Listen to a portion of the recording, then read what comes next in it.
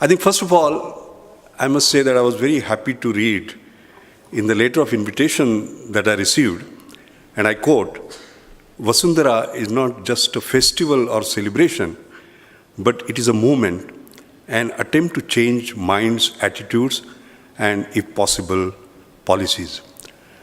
I applaud all of you for such a lofty and admirable goal and an objective. I think we need to get all the society, the nation, the world involved in this great message that was delivered, by Vandana, Bittu Saigalji, by everyone else here. If one were to go by the past, we don't have a wonderful history with regard to technology sharing. I remember again from my own personal lens, the Montreal Protocol for protection of ozone layer was signed and it began its journey on 1st January 1989. And a multilateral fund was created at that time so that developing countries could get access because ozone layer was getting depleted because of refrigerants like Freon 11, Freon 12, Freon 22, which were chlorofluorocarbons. That chlorine was the one that was the villain. So they decided to replace that chlorine with hydrogen so that it will be less damaging for ozone layer. And those technologies were available with some of the top multinationals. India wanted them. We did not get them. And I remember I was the Director General of CSIR, heading these 40 laboratories, and it was the Indian Institute of Chemical Technology which had to develop HFC 134A, on their own, and it took us 8 years. So therefore, promises are made, funds are created, but technology access is not given. That is the history.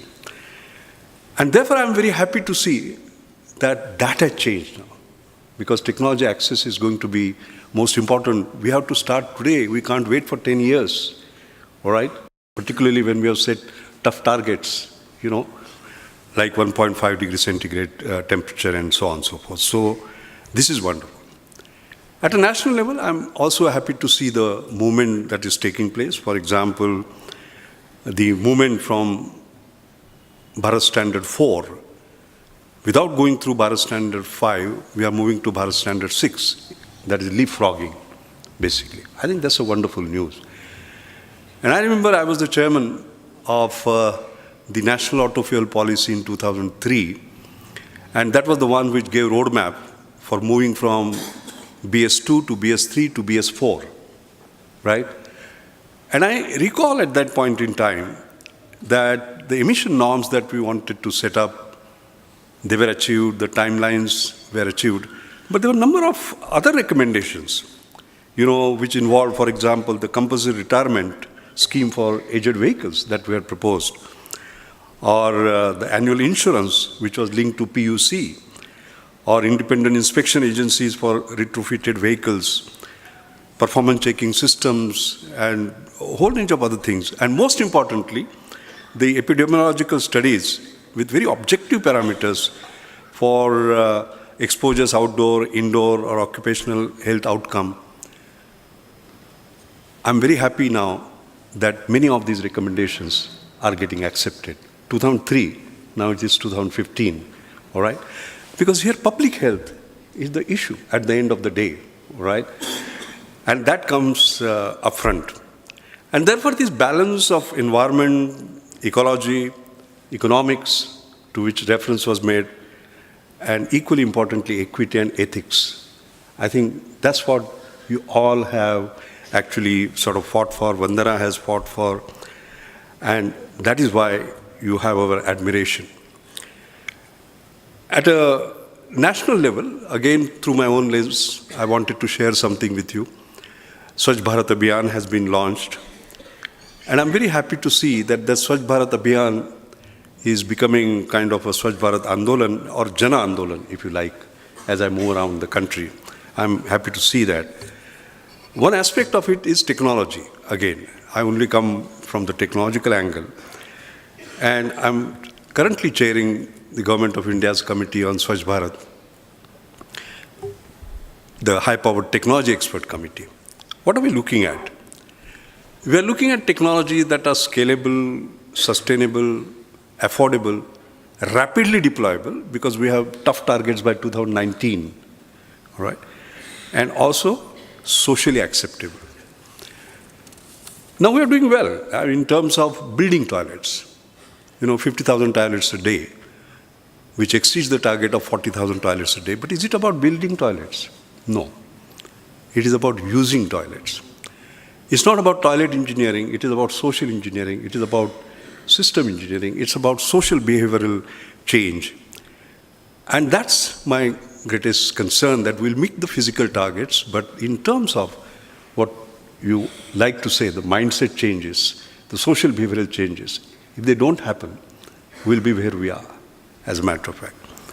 Pune International Center, like India International Center, was started 4 years ago. The idea was a very simple one, because Pune at one point in time, Bittuji was a thought leader.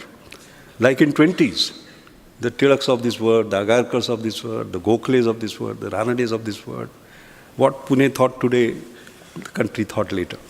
So we want to bring it back, and therefore we created this Vichar Manthan Kendra, if you like, all right, providing thought leadership. And we are doing a lot on research in policy and advocacy. And I'm very happy to say that what is close to your hearts are the reports, are precisely the subjects on which we have created reports. And our idea, policy papers, and our idea is not just to print them and distribute them. Our idea is to discuss, deliberate, engage, and influence. For example, here is a report, Sanitation for All. All right? Some of the best minds came together to put this report. And what we did was that we had a meeting with the cabinet minister in charge of all these, basically a 3-hour meeting where many of these recommendations are going to get into the policy space.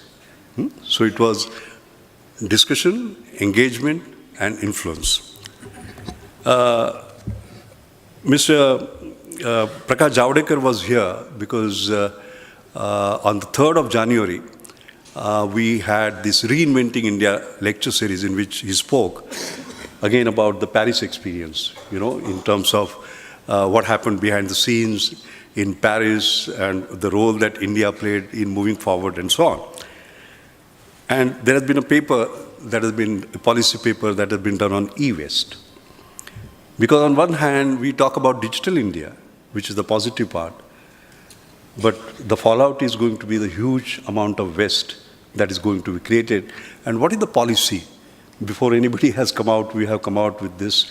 And not only Prakash Javadekar has taken serious note of it, I think this week there is going to be a discussion, basically.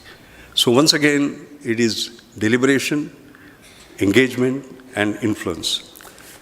And finally, just a sample, because I also saw in the invitation later that you're talking about smart but sustainable city.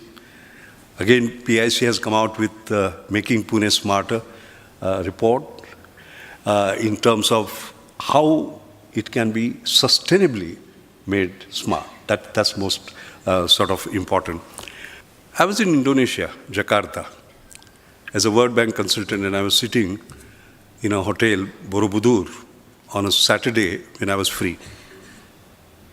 And Arti, there was this swimming pool, and there was a swimming pool for the children, which was separate, shallow. And I was watching some Japanese children swim there. They were playing and so on.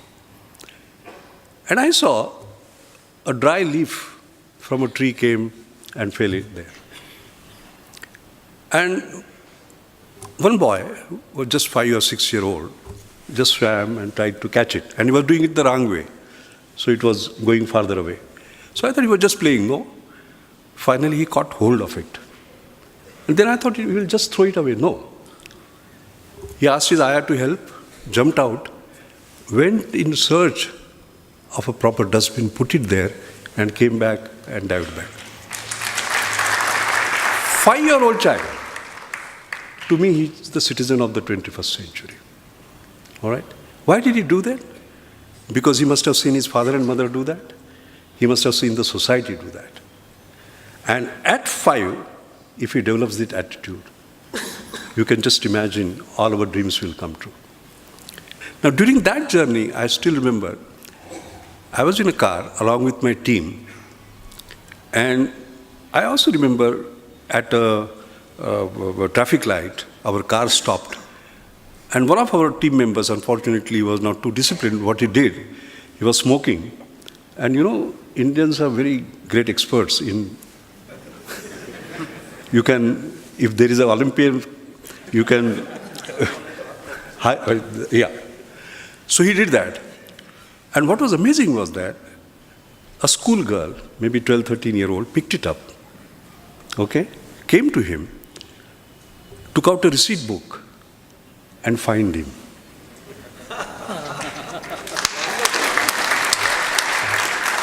So I asked him, you know, how come? You know, because there was one fellow from the embassy with us. He said, in this region, the local community has agreed that this is what will be done. Atul, can we do it in Pune? When I talk about social transformation, this individual responsibility is the one that is most important. And it was a small girl, by the way. Bacha party. You get the point? So you will say you are giving examples of Indonesia, China, etc. What is happening here? And I'm equally proud to tell you this is happening here. As I said, after I became the chairman of this Swachh Bharat committee, I have been visiting villages, trying to see myself what's happening. And I remember going to Mawar, visiting the schools, seeing how the systems are and the rest of it, and then talking to those kids. And it was in Marathi, of course, that we were talking. And I remember one girl student came to me and she said, Marathi मध्ये, sir तुम्ही स्वच्छ भारत विषयी बोलताय, पण त्याच्या आधी आम्ही सर्वांनी स्वच्छ मावळ करायला पाहिजे. We have to transform our own village, you know, and that's what we are going to do. So I feel that's why I'm dangerously optimistic about India, by the way.